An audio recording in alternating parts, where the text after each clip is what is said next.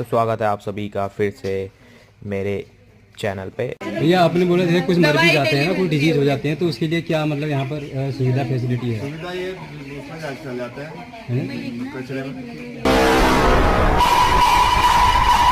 नहीं, बच्चे बीमार होते हैं तो कैसे पता लगता है कि ये क्या दवाई देते हैं? क्या दवा देते हैं, ट्रीटमेंट कैसे? बता लोगों को देख के पता लग जाता है ना कि बच्चे बीमार है। फेंक देते हैं भाई। कैल्शियम है, लीवर है,